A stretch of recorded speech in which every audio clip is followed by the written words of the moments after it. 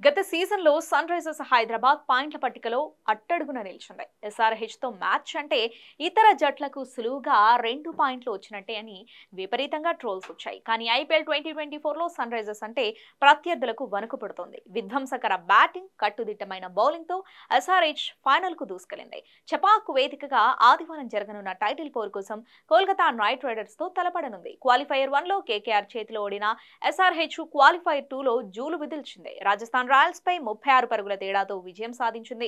గెలుపులో impact player Shahbaz Ahmed కీలక పాత్ర పోషించాడు. బ్యాట్ తో 18 పరుగులు, బంతితో 3 కీలక వికెట్లు పడగొట్టాడు. ఇక యశస్వి జైస్వాల్, రియాన్ పరాగ్, రవిచంద్రన్ అశ్విన్ ను అవుట్ చేశాడు. క్వాలిఫైర్ 2లో ఇంపాక్ట్ ప్లేయర్ గా షాబాజ్ అహ్మద్ ను జట్టులోకి తీసుకొచ్చిన నిర్ణయమే సన్ రైజర్స్ ను ఫైనల్ కు చేర్చింది. అయితే ఈ సీజన్ కు షాబాజ్ అహ్మద్ ట్రేడింగ్ ద్వారా రాయల్ ఛాలెంజర్స్ బెంగళూరు నుంచి సన్ రైజర్స్ కు వచ్చాడు. గత సీజన్ లో షాబాజ్ ఆశించిన స్థాయిలో సత్తా చాటలేకపోయాడు. ఆర్సీబీ అతన్ని ఎస్ఆర్హెచ్ కు అప్పగించింది. అతని స్థానంలో మరో స్పిన్ ఆల్రౌండర్ మయాంక్ దాగర్ ను ఆర్సీబీ జట్టులోకి తెచ్చుకుంది. కానీ ఈ నిర్ణయం బెంగళూరుకు ఏమాత్రం కలిసి రాలేదు. మయాంక్ విఫలమయ్యాడు.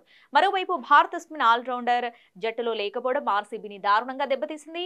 స్వపిల్ సింగ్, మహిపాల్ లోమ్రార్ ఆల్రౌండర్ స్థాయిలో ప్రదర్శన చేయలేదు. కానీ షాబాజ్ అహ్మద్ మాత్రం సన్ రైజర్స్ కు వచ్చిన తర్వాత చెలరేగాడు. వీలైతే బంతితో లేదా బ్యాటుతో సత్తా చాటుతూ జట్టులో విలువైన ప్లేయర్ గా మారాడు. కీలక మ్యాచ్ లో అదరగొట్టి ప్లేయర్ ఆఫ్ ది మ్యాచ్ సాధించాడు.